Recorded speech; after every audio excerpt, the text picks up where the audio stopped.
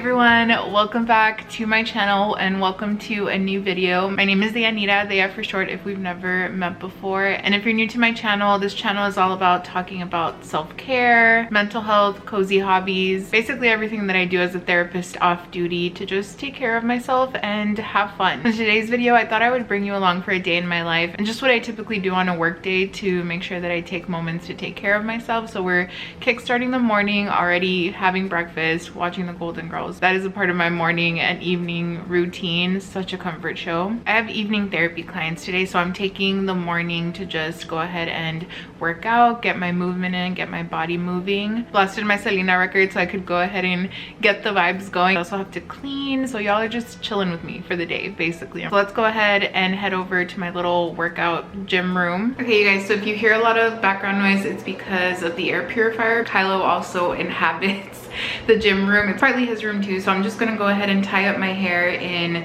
the silk scrunchie. I have been on a curly hair journey, growing back out my natural hair for about a year now. The Rizos Curls hair products are my favorite, so I'm gonna go ahead and use this so that way it doesn't mess up my curls for the rest of the day and get to walking.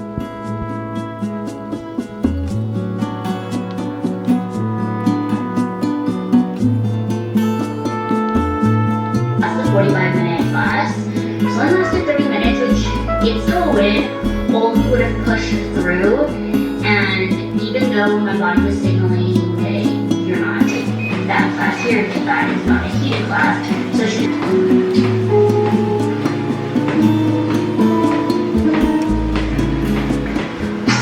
this little bag right here was over $100. Okay, Sephora, give me a big bag.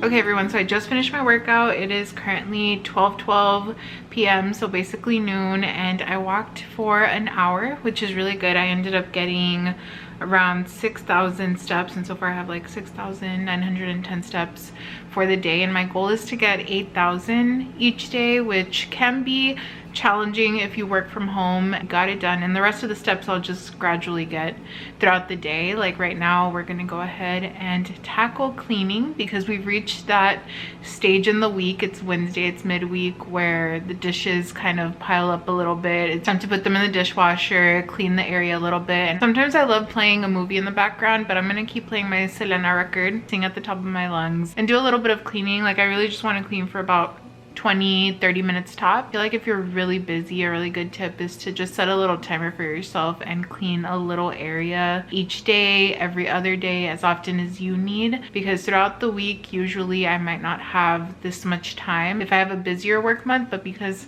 I'm enjoying the rest of this slow work month that I tried to set for myself, I have some extra time to do more like deep cleaning.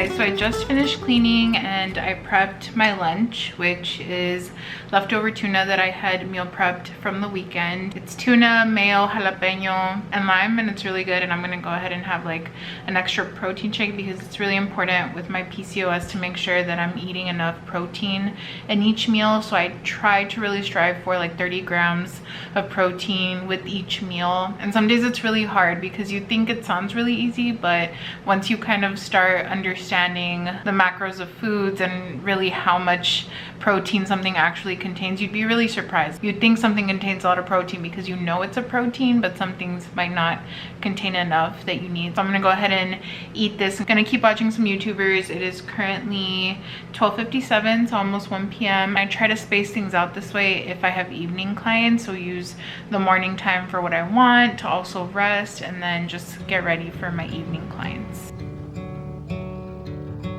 Not going anything according to plan. Survival mode.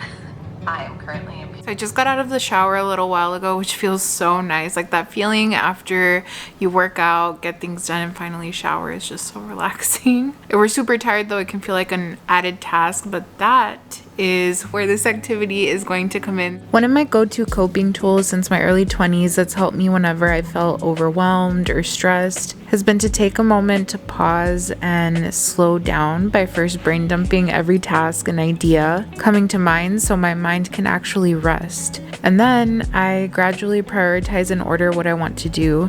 It gives me time to be reasonable and assign some things into other days of the week, because if we don't do this, our minds continue to think about it until we start to ruminate and eventually feel frustrated, sad, or angry because we couldn't get all of the things done that we wanted to. Even though deep down we know that it was totally unreasonable, but sometimes we may not even know that because maybe we weren't taught to have those healthy boundaries when it comes to our rest. Not everything has to be done in one day, and so being able to assign things like this helps our minds rest and know that we're going to get to it gradually throughout the week or throughout the month, depending on what works better for each of us. I also like brain dumping ideas or thoughts, and just the fact that they're written down lets my mind rest from it thinking it has to constantly remind me of it, because it's there and I'm not going to forget about it now.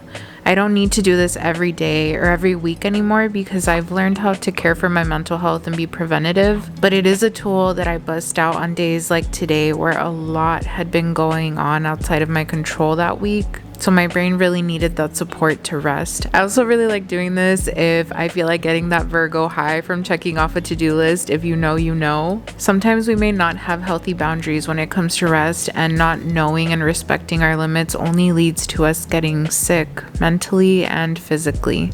If you're Mexican or Latina too, there's deeper reasons as to why it's hard to know how to rest. A lot of it has to do with historical and generational trauma, so one of the most important things and revolutionary things we can do for ourselves is to learn how to really rest. We can't have wellness if we're constantly hustling and overworking ourselves. That's just a fact. And I've also learned that sometimes we can let go of some things that are overwhelming us, but the beliefs we have about those things and ourselves is what can make it difficult to make the decisions we need to make.